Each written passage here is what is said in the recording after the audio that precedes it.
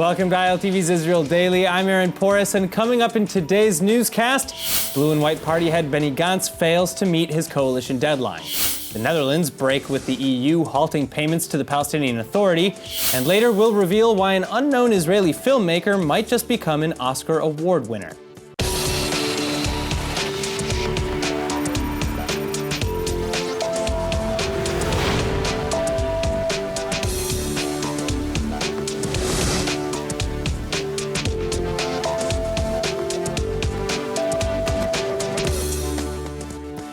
Two elections and months of negotiations have passed, yet Israel's worst political fears are creeping ever closer. Blue and White Party leader Benny Gantz has failed in his mandate to form a coalition following incumbent Prime Minister Netanyahu's first attempt.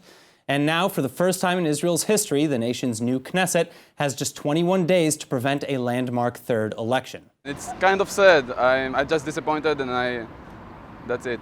From one side I'm disappointed, from the other side I'm happy, because that means that we are this is a real democracy. But in announcing his failure Wednesday night, Gantz is blasting Netanyahu and his right-wing bloc for tanking the negotiations. He says he asked the prime minister to conduct talks, but was met with insults, slander, and childish videos. Gantz also alleges that Netanyahu's interests are more focused on saving himself from indictments than they are on serving the country.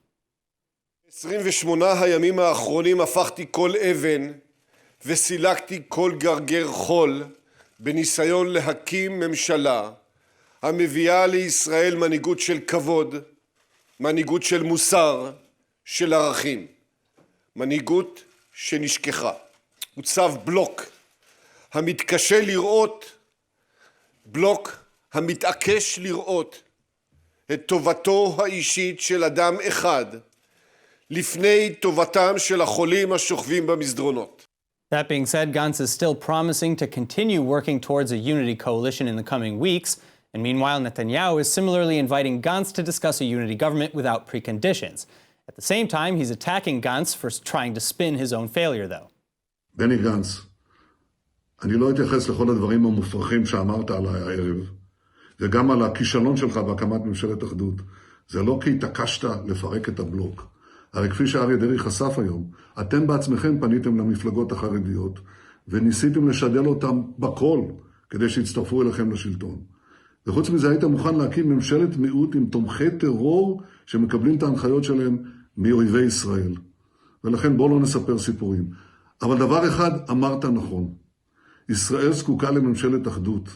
הרי כולם רואים מול מה אנחנו עומדים היום. The Prime Minister goes on to explain how, for the sake of security and the will of the Israeli people, a unity must be formed as soon as possible. But just in case, Netanyahu's Likud party is also preparing for an eventuality where the country is sucked back into a vote. The Likud Central Committee is convening December 5th to vote on canceling primary elections for leadership and party listings in the Likud, so that if third elections are called, the Likud will continue as is with Netanyahu at the helm. The last time Netanyahu was challenged for Likud leadership was in 2014. Now, with Gantz returning the mandate to President Rivlin, Israel is entering uncharted territory. But if you're confused as to what comes next, don't worry. ILTV's Shanna Fuld has the breakdown. History is in the making. Never before has the Jewish state gone to second elections, let alone a third. And in fact, the country has never failed to form a government in the first round of coalition talks. But as the old saying goes, there's a first time for everything. And here's what you can expect from the next few weeks. Starting at midnight Thursday morning, the current members of Knesset will have just 21 days, or until December 11th, to propose a candidate who can form a new government. It can literally be anyone in parliament, including Netanyahu and Gantz. And unlike the first and second mandates, President Rivlin will have very little, if any, control over who's chosen. Instead, the 120 Knesset members will have the opportunity to vote for themselves and back a politician or several politicians for prime minister. But at least 61 MKs, or 51% of the government, must support any potential candidate, who will then have 2 weeks from the nomination to negotiate the terms of a coalition. Because if no one is chosen, or if he or she fails before their deadline, it's back to elections in March, which would be the third round of elections in under 1 year for Israel. Joining us now with more on Benny Gantz's failure to form a government, we have political strategist and director of English operations with the New Right Party, or Hayamina Hadash, Jeremy Salton. And former Knesset candidate for Israel Beitenu on the other side, Colonel Olivier Rafovitz. Thank you both so much for being with us today. Colonel, I'll start with you today. Are we on the way to third elections, or is there any chance that our leaders can pull something together in the next 3 weeks? I believe that there is a possibility still that we can form a government, a unity government. It is very important for Israel. Personally, I believe that many people in Israel, most of the people in Israel, would like to have this government and not a third round of election. But it's depending now on the leaders of all the parties. And from today, people are still talking. Sometimes it's visible, sometimes it's not visible. But I think we still have to be optimistic. It won't be easy, but it's still a possibility. Jeremy? Well, the key really is in Avigdor Lieberman's hands. We're in a situation where it's very obvious that Gantz and Netanyahu do not want to sit with each other. We've had 2 elections, and it's quite clear that they do not want to have a unity government, despite whatever we might be hearing from both sides. And if we go back to where we were at the beginning of this election, in the president's residence, neither side, neither bloc was able to get a majority, because there was one guy who decided that he didn't want to choose, and his name is Avigdor Lieberman. And he has ability today, during the 21 days, to go ahead and decide that he's choosing a side. He can choose the right side, he can choose the left side.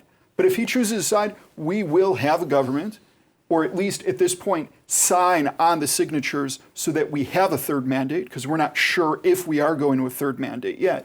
But if we fail to go to a third mandate, I think both Gantz and Netanyahu will look at Lieberman and blame him. All right, well, you ran with the Israel Beitenu party. To what degree is Lieberman responsible here? And would any sort of government, if he chose a minority government with the left or the right-wing bloc to join, are either of those really tenable or stable governments? You know, I'm very happy that the gentleman thinks that Lieberman is the key guy for this election, but it's not true. And it's very simple to accuse someone when you are not capable by yourself to do things. We don't want to have a minority government, not from the left side and not from the right side, because it's not good for Israel. What we want is a general unity government with a stable majority, with a liberal side. We don't want to have Arabs, and we don't want to have Orthodox together. For us, it's the same. We want to have Kachol Lavan, blue and white, and Likud together, at least. If they want us to be together, fine, but at least Likud and blue and white. The point that some people think that we are the responsible, it's not a mistake. It's a terrible misperception of the reality. Because for the good of Israel, for the sake of Israel, Israel needs a large coalition. Not a minority, I repeat, not a minority government, not from the left side, of course not with the Arabs, not from the right side, which is actually not a real right side, because the bloc, just to one point, the bloc, the right bloc so-called, is not a real right bloc, because the Orthodox parties don't care about Israel, not to be right, not to be left, they care only for their own interest, and for us it's very important to have this coalition with, again I repeat, Likud, and with blue and white. But Israel Beitenu has worked with the religious parties in the past. Correct. Could something change in the next 3 weeks to make that partnership, available again? What can change is maybe, hopefully, something within the Likud or within a blue and white party. Because the key are in the 2 big parties. Now, to think that Lieberman is in charge of all the Israeli politics is very nice, but it's a dream. We'd like to be, by the way, we'd like to be a big party. We are only 8 seats. Let's go back to reality, all right? Okay, there were 55 recommendations for Netanyahu, there were 54 for Gantz, and there was someone who decided not to choose either side, and that's Lieberman. If you want to say that it's not his fault for not choosing, so it is. And Israelis are going to go ahead and say, if we do go to a third election, that it's not an acceptable situation. Again, you can say, oh, we have principles. Oh, we can't be flexible. Oh, our stuff is very important. But you want to know what? The Israeli public is not going to accept that. Everyone made a choice. And at the end of the day, you have to choose one of them. So how do you see third elections playing out, should they occur, in terms of the breakup of the parties? If we do go ahead and go to a third election, we're going to end up the same place that we are right now. You don't think there'll be any changes? We went between the first and second election, we switched less than 20 MKs. And what happened was Likud dropped from 35 to 32, and Blue and White dropped from 35 to 33. Well, but the Likud also absorbed two parties and still dropped from 30. But again, no matter what happens, at this point in time, the entire country is stuck between the right bloc and the left bloc. And there's one person who's sitting in the middle and refuses to make a determination of which side he's on. And it's on him. Okay. Final comments. Yeah, just because the country is divided, there is a need to unite the country, not to continue this fracture between the right and the left. The main interest of the State of Israel is to unite the two big parties. I'm very surprised that someone like you, who you know very well politics in Israel, refuse to see this reality. The majority of the people in Israel want a unity, large government, large coalition. They don't want a minority government. They don't want if they wanted a majority, they would have voted for Yisrael Beitenu. Yisrael Beitenu asked for unity government. You got only an additional 3 seats. Final sentence, and then we have to wrap. No comment. To 60. this, we can have a 63 MK government with Lieberman and the right-wing bloc tomorrow. You know, we'll have to see. We'll have to see how it plays out. They have 21 days to finalize such a government. But I'm still optimistic that, for the sake of Israel, we will find a solution to avoid third elections. I hope for your sake. I hope for all of our sakes. For all of us, of course. Thank you so much for coming in, gentlemen. Sure. Thank you. Moving on, the rate of anti-Semitism in Europe is again hitting record numbers that have not been seen since the days of the Holocaust. According to a shocking new report, 1 in 4 Europeans holds anti-Semitic beliefs, and that number is on the rise, especially in Western Europe. The New York-based Anti-Defamation League polled 14 countries throughout Europe for the survey, and the countries most hostile to Jews include Poland, Ukraine, and Hungary. As if to prove the point, though, on Monday, a 76-year-old man in Berlin, Germany, was punched in the face by a teenager in an apparent anti-Semitic-inspired hate crime. The young man reportedly blocked the victim's path and asked, "What do you want, you Jew?" before beginning his assault. Thankfully, a 29-year-old passerby grabbed the attacker and held him down, though, until police arrived. And the 76-year-old man, who isn't even actually Jewish, has sustained injuries to his forehead and nose. This follows a similar situation that happened in October in the same district, too, where a 70-year-old man was berated with anti-Semitic comments and then physically assaulted. Finally, moving to New York, an Orthodox Jewish man was stabbed multiple times yesterday in Monsey while walking to morning prayers at a nearby synagogue. And the attack happened before 6 a.m. near the religious center and marks the latest in a series of serious recent attacks. But responding to such attacks and in hopes of curbing the trend, the ADL is now launching its No Place for Hate program with the Brooklyn Borough, and it's doubling its funding in order to spread the word to twice as many schools. And I'm saying to the men and women of the police department, we cannot ignore the crimes. We have to report them the way they are. If it's a hate crime, we have to report it. We can't sugarcoat it. We can't try to downgrade it. I know there's a tendency to want the numbers not to be as high as they're supposed to be, but we cannot live in a cosmetic universe that we are living in a unified fashion. We must report them the way they are and then devise effective solutions to correct them. Now, the EU may not support Israeli settlements in Judea and Samaria or the West Bank, but it looks like some European countries are still changing their personal tunes regarding Israel and the PA.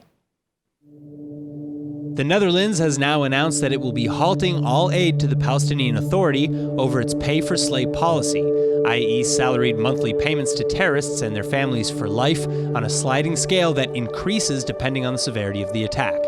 And according to Israeli media and the Dutch parliament, this decision comes after talks with the PA on the topic failed to reach the desired outcome. But this is far from the first time the PA has been penalized for these stipends.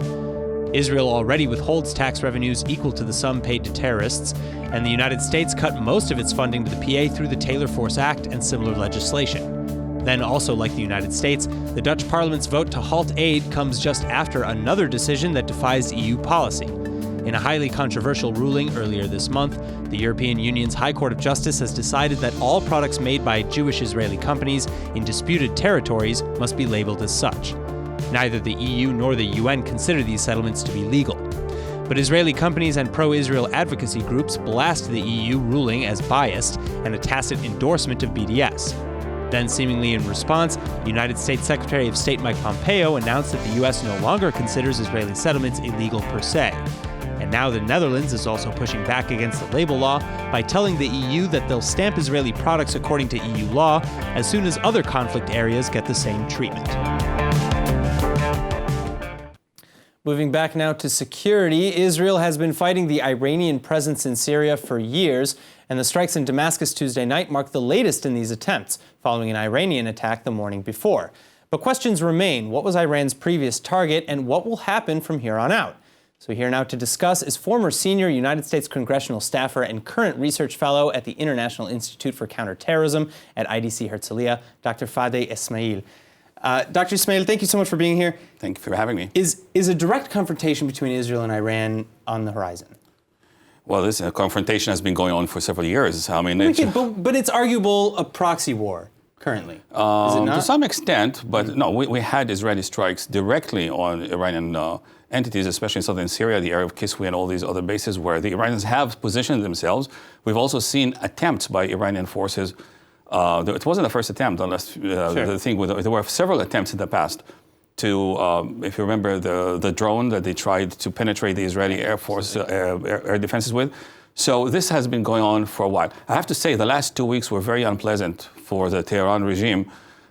Beginning with the Israeli strike in the Syrian desert on their convoy, then they tried to do something with those missiles, those rockets they tried to launch into Israel. But then let's not forget the war in Gaza, or should I call it the operation or the campaign in Gaza? Yeah, campaign Black Belt, I think. Yeah, and that was, of course, an Iranian. Well, we can't really call it an Iranian proxy force, but the Islamic Jihad is definitely heavily influenced and supported by the Israel regime. Also allegedly took out a Palestinian Islamic Jihad terrorist in Syria, I think around that same time. There's a whole slew of, like a series of events that happened the last 2 weeks that must be giving Qasem Soleimani and these people quite a headache. Let's not forget that timing is very precious, very important here, because this is a time when Iran is facing also internal strife, whether it's within the provinces that it has, Syria, Lebanon, Iraq, Yemen, but also inside Iran itself.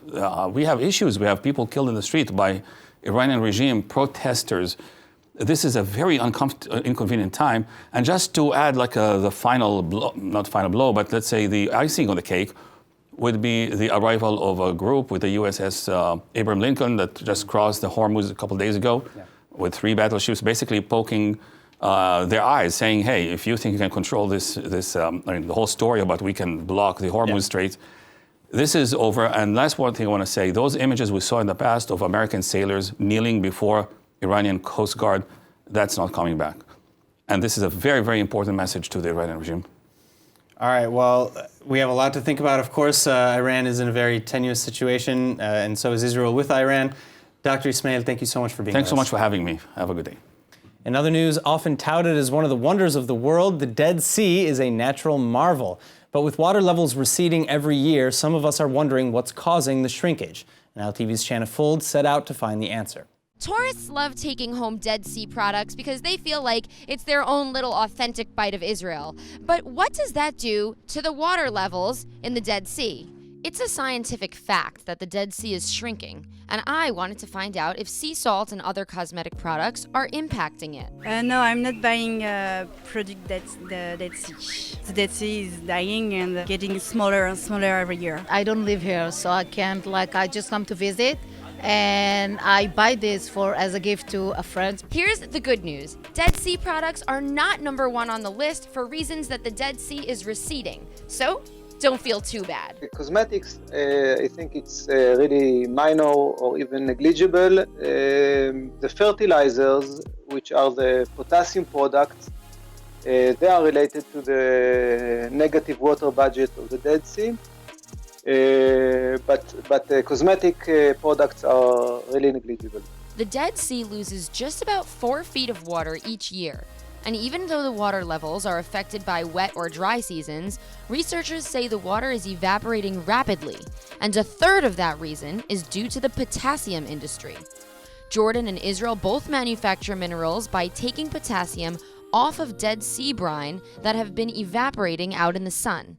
This raw material is shipped out and harvested as agricultural fertilizer. more than 10% of world agriculture is based on these fertilizers. And the industries, both Israel and Jordanian, are responsible for level decline of total of more than 40 centimeters per year out of the 1.2 meter. The lake level is also lowering due to a diversion of water. Fresh water that used to flow in from upstream the Jordan River, Israel's Lake Kinneret, the Yarmouk River in Syria, and eastern Jordanian streams have all been redirected into reservoirs for drinking water. Once these resources were cut off, the level of water began to decline since water is simultaneously evaporating from the lake's surface. The decision makers have to think of the long-term consequences of level decline. We scientists help them, and we also provide to the scientific community and the insights from this unique lake that is under stress. So while researchers like Dr. Lenski from the Dead Sea Observatory are hard at work trying to save the environment, you don't have to be too apologetic. Sorry for that, but yes. Mud mask, anyone?